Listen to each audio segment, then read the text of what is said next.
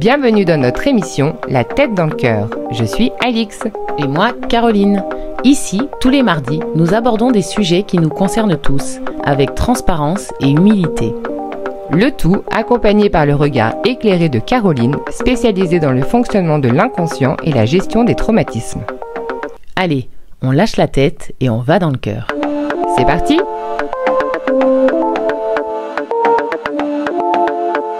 Bonjour les amis, bienvenue dans notre épisode du jour.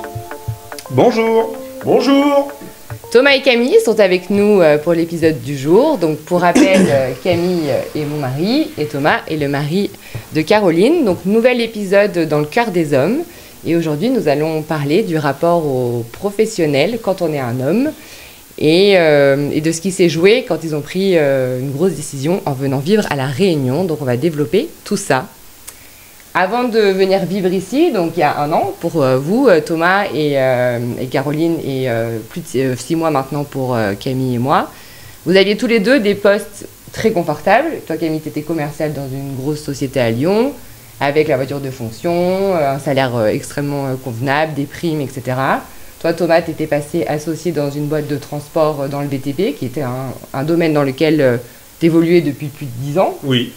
Et pareil, voiture de fonction, salaire qui faisait vivre aussi une bonne partie de votre famille. Et surtout, un plan d'avenir quelque part déjà tout tracé pour tous les deux.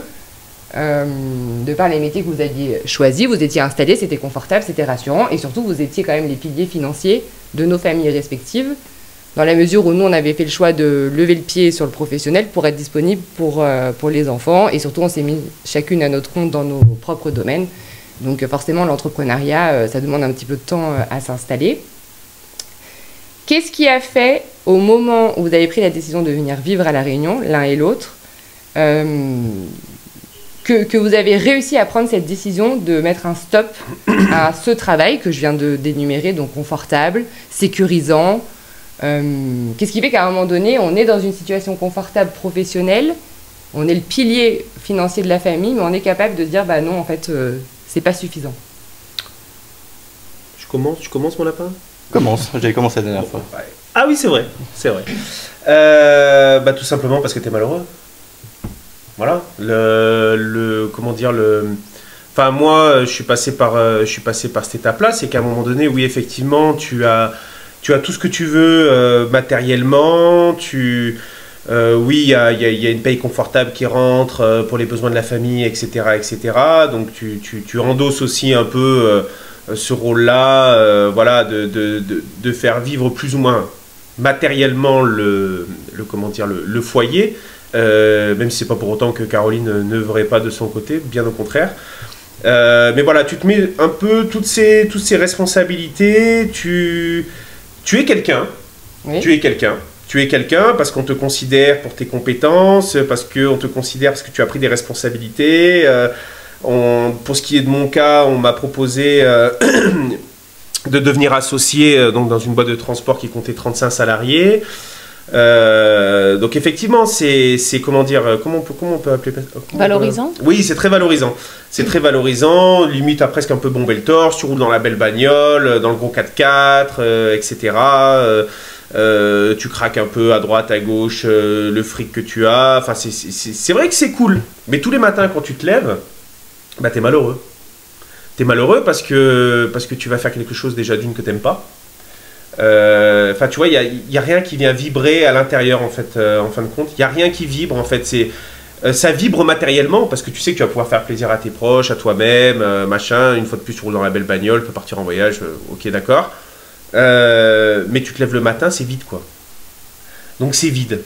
C'est vide et t'es malheureux. Et t'arrives à un stade où tu te dis, bah non, stop, en fait, j'ai plus envie de ça. J'ai plus envie de ça. Moi, ça faisait des années déjà depuis tout petit que je disais, moi, j'irai vivre sur une île, j'irai vivre sur une île, j'irai vivre sur une île. Moi, j'ai besoin du contact avec la nature. Enfin, au final, de se rapprocher de choses beaucoup plus simples. Et c'est ce qui m'a fait sauter le pas. C'est un matin de me lever et de me dire, ah putain, mais non, en fait, ça va être comme ça les 30, 40, 50 prochaines années de ma vie. Oh, mais au secours, quoi. Au secours. Et donc j'ai pris la décision de dire à mon associé, alors je m'étais associé que depuis un an, hein. Ça faisait déjà 5 ans que j'étais dans cette boîte et associé depuis 1 an.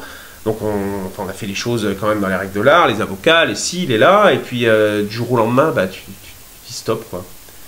Donc après, c'est perçu comme c'est perçu. Mais il n'y a plus de retour en arrière. Enfin, quand tu sens que c'est au fond de toi, que tu dis, non, là c'est terminé, la vie m'a préparé autre chose, il y a autre chose qui m'attend, alors tout le monde autour de toi va te dire, mais t'es fou, t'as lâché un poste comme ça, avec des responsabilités, tu te rends pas compte, t'as un confort de vie, t'as ci, t'as là. Non, quoi, je suis malheureux. Je suis malheureux et c'est vide. Donc c'est là où il y a la balance qui se fait entre l'argent fait pas le bonheur mais il y contribue, etc. Ces fameuses phrases qu'on peut entendre très souvent d'ailleurs. Oui, il y contribue, mais ça fait pas tout, quoi. Donc voilà, mon petit lapin. Pour ma part, j'ai pas le même constat que Thomas. J'étais pas malheureux, j'étais pas non plus extrêmement bien dans ma vie avant de partir, mais j'étais pas malheureux. On avait réussi à trouver un certain équilibre, c'est-à-dire que j'avais effectivement un travail qui rapportait de l'argent. On avait acheté une maison, on était dans un village où on était un petit village de 700 habitants où on connaissait quand même beaucoup de monde, donc on avait une qualité de vie qui était quand même très correcte. Moi, mon travail, je m'entendais extrêmement bien avec mes collègues, je m'entendais extrêmement bien avec mes clients, avec ma hiérarchie, etc. Ça se passait vraiment très très bien, mais il y a quelque chose qui vibrait pas. Tout se passait bien, mais il manquait quelque chose. Il manquait peut-être un grain de folie que je me suis jamais permis de m'octroyer. Et donc, malgré tout, avant de partir vivre ici, on est parti du coup en vacances l'année dernière avec Thomas justement à La Réunion. Et je me suis dit, et d'ailleurs dans la quête justement de refaire vibrer beaucoup de choses, refaire vibrer mon couple, refaire vibrer ma relation avec mes enfants qui était un peu distante, et puis et me refaire vibrer moi-même tout court. Et donc du coup ces vacances ont été vachement révélatrices parce que j'ai vaincu beaucoup de peur, parce que je me suis reconnecté avec moi. D'ailleurs pendant ces 2 semaines de vacances j'ai coupé complètement mon téléphone, donc ça a été dur pour la famille, ça a été dur pour ma femme, ça a été dur pour les enfants, mais j'avais besoin de ce temps justement de reconnexion avec moi-même que j'avais un peu oublié ces derniers temps, et ça m'a fait un bien mais vraiment vraiment fou. Et avant ces vacances j'avais aucune envie de partir vivre sur une île, même si Thomas des fois pour rigoler il me disait allez venez vivre aussi avec nous à La Réunion. J'en avais absolument aucune envie à ce moment-là, surtout qu'on venait d'acheter une maison récemment. Et ces vacances en fait ont été vraiment révélatrices, quoi. Donc du coup je suis revenu de ces vacances et ce boulot qui était plaisant mais qui était un peu insipide parce que commercial c'est effectivement quand t'es bon, et pour le coup je me suis vraiment débrouillé alors que c'était pas une formation que j'avais fait de base.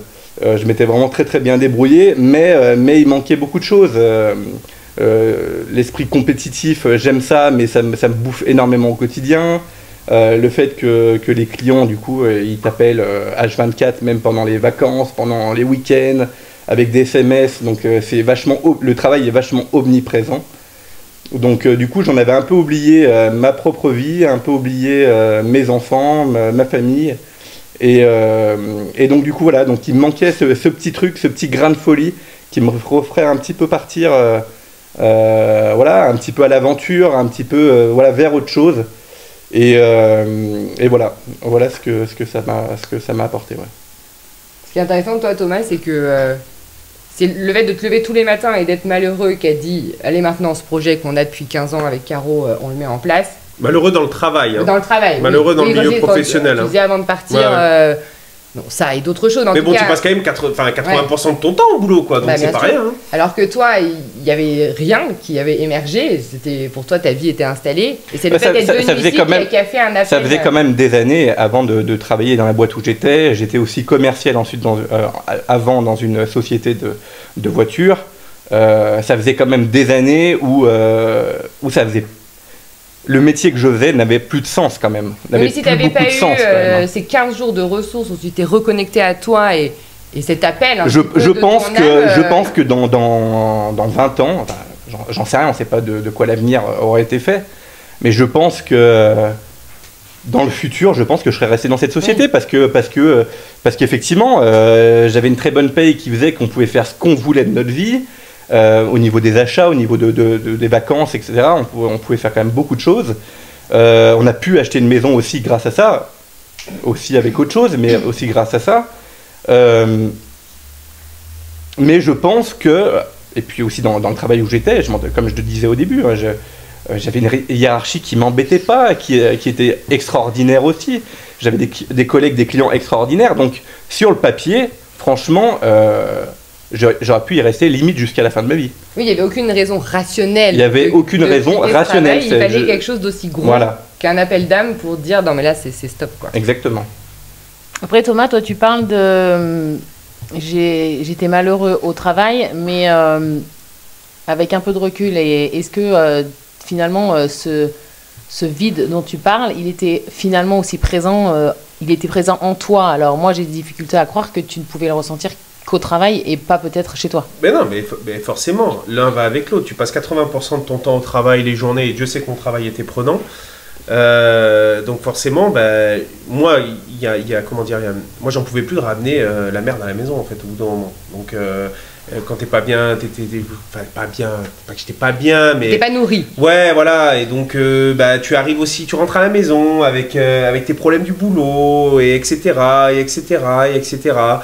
Et donc ça n'amène rien de bon au final dans le foyer, déjà d'une. Alors oui, tu as le côté matériel qui est génial, mais à côté de ça, il n'y a pas l'harmonie dans la famille, il n'y a pas l'harmonie avec les enfants, il n'y a pas... mais j'ai attiré tout ça, ce n'est pas que à cause du travail non plus, si c'est sur ce sujet-là. Oui, finalement, que en fait, la question que je veux poser, c'est est-ce que finalement, depuis petit, il n'y avait pas ce vide Bien sûr. Bien sûr. Qui en grandissant, forcément, si on ne s'en occupe pas, grossit et fait effet boule de neige. Et parfois, on peut avoir l'illusion que c'est uniquement dans le travail, alors que finalement, c'est en nous et que ça peut impacter tous les domaines de sa vie. Et attends, je finis. C'est en revanche, le travail peut plus mettre en lumière un non-sens. On se pose moins la question du sens de sa vie dans sa vie perso, je trouve, que dans sa vie professionnelle. C'est l'élément déclencheur. Voilà, c'est ça. Mais il ne fait que réveiller finalement un vide intérieur que peut-être on a depuis enfant et voilà. Ah oui, bien sûr. Mais voilà, mais c'est ce que je dis depuis que je suis tout petit. J'ai toujours dit que j'irais vivre sur une île. C'est quelque chose qui m'a toujours animé. C'était un rêve quand j'étais gosse. Quand je regardais la télé, je voyais ces plages, le sable blanc, machin. Ça a toujours été un rêve que j'ai réalisé. Et aujourd'hui, d'ailleurs, parce que j'ai retrouvé un boulot ici. Oui, mais on en parlera après. Ne nous spoil pas. Donc en fait, c'est intéressant parce que pour les deux, au final, c'est un appel d'âme. C'est écouter l'aspiration profonde de votre âme. Alors ça peut être plus ou moins clair pour toi, Thomas, et ça peut être un petit peu plus moins clair pour Camille, mais il faut quand même relever qu'à un moment donné, l'appel d'âme est plus fort qu'une routine. L'appel d'âme, on en a parlé, on en a reparlé il y a 2-3 jours. Oui. L'appel d'âme, on l'a eu aussi, même si on ne savait pas de quoi l'avenir aurait été fait.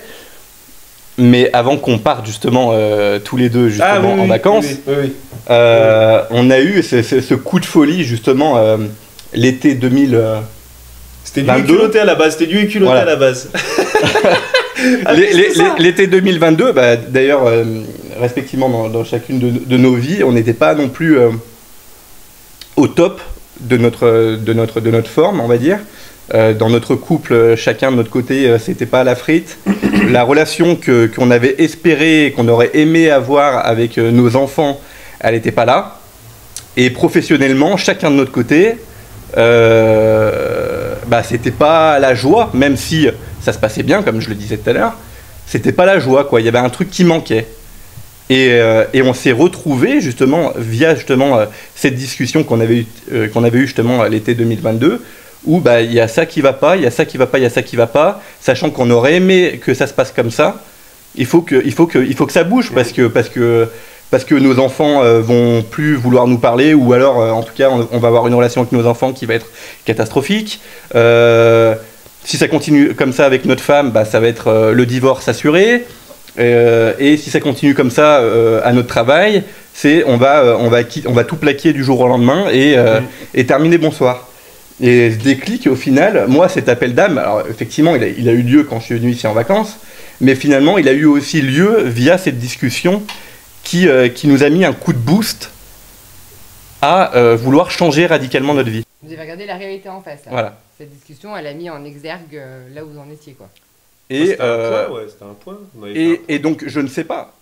Est-ce que si on avait fait ce voyage, entre guillemets, initiatique, eh ben, j'en sais rien, moi, à l'île de Ré, en Norvège, ou peu importe, je ne sais où, est-ce que ça aurait été la même chose? Je ne sais pas.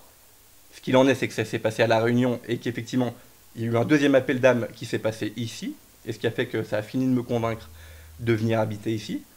Mais je pense que le déclic pour quand même changer de vie, il s'est fait un petit peu avant. Ouais. Ouais, il y a eu une prise de conscience. Ouais, voilà. Et donc, deuxième question, quel rapport aviez-vous avec l'argent jusqu'à prendre cette décision de changer de vie? En quelques mots, est-ce que vous pouvez nous résumer le rapport, depuis que vous avez l'âge peut-être de travailler, on va dire ça comme ça, quel rapport aviez-vous avec l'argent?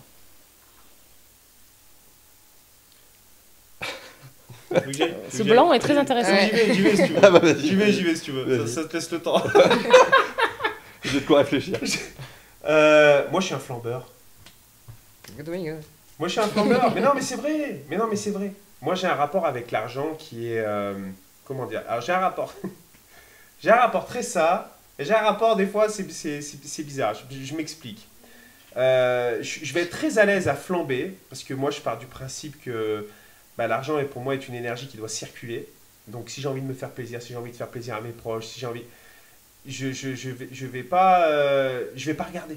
Je vais pas regarder. Je dis bon allez, c'est comme ça. Il y a des ronds là. Allez on se claque un voyage. Allez on se claque ça. On se fait ça. Et donc il y a l'autre partie où quand j'ai eu fini de claquer ce que j'avais à claquer, là je me dis bon, c'est pas bien un peu dans la merde là, mais et du coup, ça vient entretenir une sorte de peur, etc. Je vais en venir après avec la venue ici. Ça peut engendrer une sorte de peur, etc. Mais je me reconnecte, en général, je me reconnecte très très vite. Et je sais que la vie m'apporte à chaque fois ce qu'il faut au bon moment. Et donc, si je l'ai fait, par contre, je ne regrette jamais ce que j'ai fait.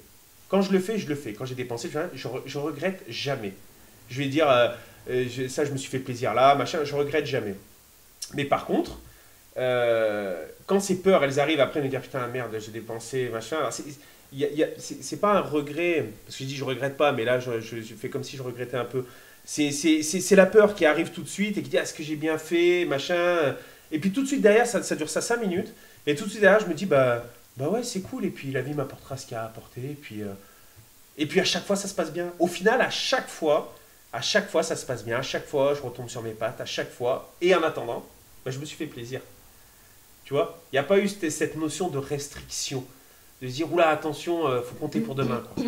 Tu vois, demain on verra bien. Voilà. Et au moment d'avoir pris cette décision de changer de vie, est-ce que c'est un des premiers aspects qui est rentré en compte dans ta tête pour préparer ce voyage? Non.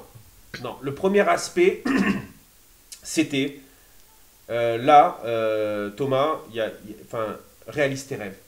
Vis tes rêves, réalise tes rêves, vis tes rêves. Le premier truc, c'était ça. Oui, mais ça arrivait quand même juste après. Oui, justement, j'en reviens. Très rapidement derrière, réaliser ses rêves, oui, mais il faut s'en donner les moyens. On est d'accord. Que ce soit sur le plan matériel, je parle. Sur le plan énergétique, c'était là, c'était présent, c'était acté. Mais quand c'est... Je suis désolé, mais quand c'est acté sur le plan énergétique, le reste, il suit, en fait. Très vite est venue la question financière. Donc j'ai fait les choses dans les règles de l'art avec mon associé, je suis parti avec un chèque, etc. Ce qui a permis de lever une somme d'argent qui nous a permis de venir ici. Parce que voilà, on ne vient pas une main devant, une main derrière. Voilà, les gens qui nous écoutent, un départ à La Réunion ou un départ très loin de la métropole, ça ne se fait pas avec, ça se fait pas avec peanuts. Surtout quand on a des enfants. Voilà, on n'est pas dans le monde des bisounours non plus. Il y a eu une grosse prévision quand même. Des calculs financiers, etc., de manière à ne pas arriver ici et vivre la misère. Parce que ce n'était pas le but non plus, sinon je restais dans mon boulot confortable, et voilà. Donc, vivre ses rêves, etc., oui, mais quand même avec une certaine organisation financière. Donc oui, ça a pris très vite le pas, et ça a de nouveau généré des peurs. Ça a de nouveau généré des peurs parce que c'est l'inconnu. Donc du coup tu te dis bah putain alors attends là je prévois pour 6 mois mais est-ce que ça va vraiment le faire parce que là attends je vais peut-être prévoir pour 1 an donc du coup tu as prévu pour 1 an mais finalement tu as peur tu dis peut-être 2 ans enfin et au final en fait tu te fais aspirer dans un truc là tout de suite et tu es tous dans le lâcher prise alors qu'un départ comme ça à 11 000 km de la métropole excusez-moi les amis mais c'est que du lâcher prise. Du lâcher prise, mais de l'organisation matérielle. Il y a une organisation, mais après, une fois que tu as fait tout ce qui est en ton pouvoir pour mettre les choses d'aplomb, bon, ben laisse faire le reste. Tu as prévu à 6 mois, ben, c'est déjà bien. Et demain, on verra. Donc, il y a eu quand même une peur, oui, il y a eu une peur avec l'argent, je ne vais pas dire le contraire, une peur financière, et même encore jusqu'à pas si longtemps que ça. Mais j'ai fait confiance à la vie, je me suis fait confiance à moi, etc. Et ben, du coup, ça a découlé que ça se passe bien. Voilà. Oui, tu dis que tu es un flambeur, ça c'est vrai. Je veux dire, tu es un peu Mister La Débrouille, quoi. Tu arriveras toujours à revendre un truc pour acheter un autre truc. Enfin, tu as cette facilité à faire rentrer, sortir, circuler l'argent, comme tu disais. En revanche, c'est toujours fait dans un cadre très cadré. Je veux dire, tu es très carré sur les papiers, tu es très carré sur l'aspect administratif. Oui. Tu ne laisses rien au hasard. Oui, c'est pas dépenser et puis oui, mais c'est pas pour autant que je me suis pas endetté sur des choses en faisant un crédit à la conso parce que j'avais envie de m'offrir ça, de faire ci, de faire comme ça.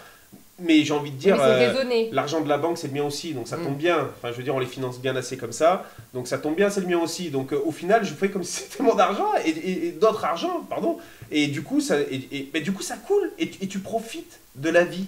En fait. Donc voilà, l'argent ne fait pas le bonheur, mais il y contribue fortement. Voilà, il faut oui, mais c'est quand même un sujet avec lequel tu n'es pas tranquille au quotidien. Ah, mais c'est clair. Ben, c'est clair, oui, c'est clair. Et je pense que j'en aurai peut-être encore plus. Peut-être que je consommerai encore plus. Ouais. Tu vois ce que je veux dire? Et finalement, j'aurais toujours le même problème. Je pourrais toucher 100 000 € par mois, j'en dépenserai 95. Excusez-moi les amis, mais c'est la vérité. Après, ce qui est intéressant, qui peut, une aparté sur les énergies, c'est que de cette croyance que tu arrives toujours à tomber sur tes pattes et que toi, tu as la foi que l'univers t'apportera toujours ce dont tu as besoin au bon moment, et bien au final, ça s'est très bien débrouillé. Tu t'es très bien débrouillé dans ta boîte au moment de partir et tu as eu exactement la somme que tu voulais et dont tu avais besoin pour partir. Absolument. Ça, c'est pour faire ce lien c'est le côté réfléchi. Ça, c'est le côté réfléchi. Oui, mais c'est ta vibration. C'est ta vibration qui fait que tu y crois fortement, que tout est juste et que tout sera parfait. Donc forcément, tu l'as manifesté. Oui, bien sûr. Bien sûr. Et toi, Camille? Bah moi, vous prenez Thomas, vous... Et bah c'est complètement l'inverse. C'est ce qu'il va dire. C'est pour ça que le sujet est intéressant, c'est qu'on est complètement opposés sur ce domaine-là, ouais. Bah moi je suis loin d'être un flambeur, je suis plutôt dans la capitalisation. Un écureuil.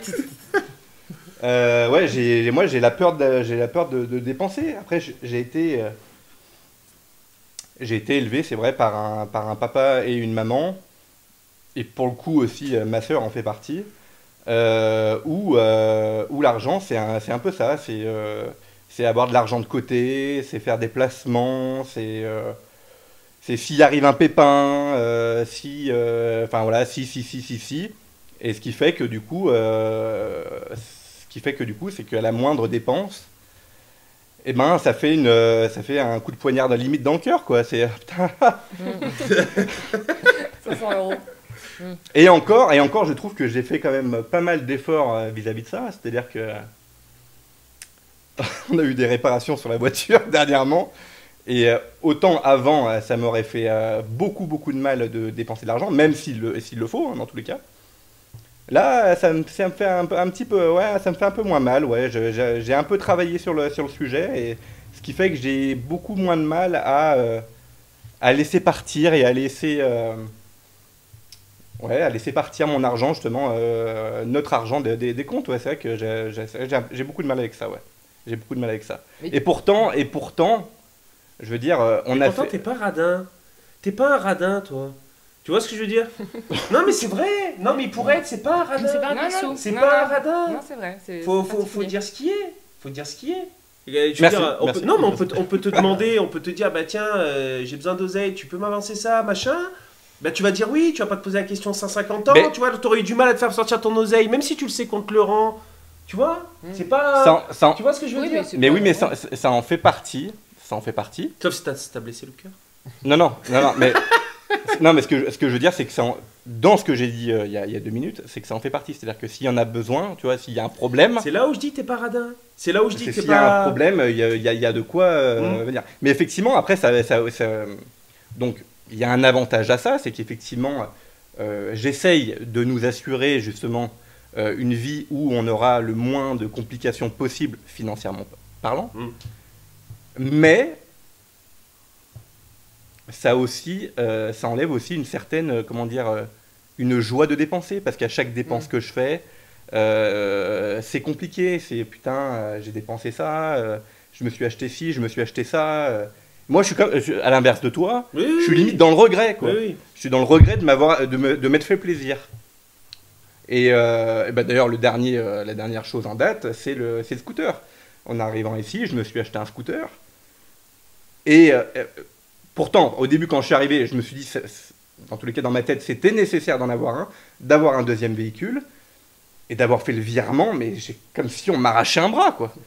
Et voilà, donc voilà ce qu'il en est, moi, mon rapport à l'argent. Donc oui, j'ai été élevé là-dedans, et après, pour le coup, j'ai l'impression, si je fais le lien avec mon père, ma soeur et ma mère, j'ai l'impression que ça me... Après, j'en ai peut-être pas parler plus profondément que ça avec elle et avec mon père. J'ai l'impression que ça me comment dire, c'est un sujet qui est beaucoup plus sensible pour moi que pour eux. Eux, j'ai l'impression qu'ils sont vraiment OK avec ça. C'est qu'il faut capitaliser, que c'est comme ça, qu'il faut mettre de l'argent de côté. Enfin, pour eux, c'est un sujet qui est clair. Oui, c'est installé en moi, j'ai l'impression que c'est clair parce que j'ai été élevé comme ça, mais c'est pas clair parce que j'ai d'autres envies aussi. Oui, c'est ça. T'aspires à autre chose. Voilà, donc je suis mitigé entre capitaliser et me faire plaisir, et donc ce qui fait que du coup dans les deux cas, je suis jamais satisfait. Et d'ailleurs, je suis jamais satisfait non plus. C'est-à-dire que plus je vais rapporter de l'argent, plus j'en aurai pas assez. Il faut que j'en ai plus. Il faut que je capitalise plus. Et je serai jamais non plus assez content. Là, on a fait quand on a vendu la maison, on a fait une super plus-value. C'est pas assez. On est venu avec pas mal d'argent à la Réunion. C'est pas assez. Et voilà, donc ça amène quand même beaucoup de frustration. Voilà. Donc toi, tu as suffisamment d'argent de côté, mais tu as cette peur de manquer, et donc finalement, tu n'es jamais satisfait de ce que tu as. Donc il y a toujours cette quête de toujours plus, qui finalement fait que tu ne profites pas de ce que tu as pour vivre, pour être bien, quoi. Oui, et encore justement. Pour le coup, j'ai la chance qu'Alix, elle soit beaucoup plus en détachement vis-à-vis de l'argent. Ce qui fait que du coup, ça me donne quand même un peu plus de souplesse, un peu plus de recul sur le sujet, un peu plus... voilà. Donc je ne suis pas tout seul avec ces conflits intérieurs. Et j'arrive pour le coup à en parler, à en déconner aussi avec vous, parce que c'est vrai que l'argent, c'est un sujet des fois qui est un peu rigolo avec moi. Et voilà. Ça fait plaisir avec un embrayage, là, tu dois être content. Attends, j'ai pas eu encore le devis. Non, mais ce qui est intéressant, c'est que tu dis, dans ma famille, c'est et si on met l'argent de côté au cas où, c'est de la projection, c'est on prépare l'avenir, on prépare la retraite. Donc en fait, l'argent, c'est pas pour vivre l'instant présent, c'est dans une projection. C'est uniquement que pour le futur. Ouais, et donc la dissonance, je pense qu'elle est là, c'est que toi aujourd'hui, tu t'autorises une vie où tu as envie de profiter de l'instant présent et d'être toi en conscience tout le temps, et du coup ça vient court-circuiter. Ouais, ça vient court-circuiter cette projection. Moi, je pense qu'il y a un entre-deux à avoir dans lequel on peut se sentir serein, et surtout ce qui est hyper intéressant, c'est que tu as beaucoup de difficultés de dépenser de l'argent pour toi. Oui. C'est-à-dire que tu serais prêt à mettre les mêmes vêtements pendant des années. Mes vêtements. Les vêtements que je flambe, que j'achète. Lui, il flambe et il passe après à Kevin. Et quand tu sais que l'argent, c'est la valeur qu'on se porte, c'est hyper intéressant. Quelque part, tu ne mérites pas. Pourtant, cet argent, tu l'as gagné, par moments même durement, au détriment, tu disais, ta vie peut-être de famille, etc. Et quand bien même, quand tu dépenses quelque chose, je suis obligée de te dire, mais enfin, vas-y, kiffe, quoi. Mais c'est vrai que tu évolues quand même sur le sujet. Ouais, c'est pas encore ça, hein, mais oui, ça avance positivement. Ouais. Parce que tu aspires à une vie qui finalement t'oblige là, à te détacher de ces liens, ces croyances que tu as eues depuis petit, inculquées par tes parents, quoi, vis-à-vis de l'argent. Oui. Merci d'avoir partagé cet instant avec nous et les garçons. Nous vous donnons rendez-vous mardi prochain pour la partie 2 de cet épisode dans le cœur des hommes. Belle journée à vous!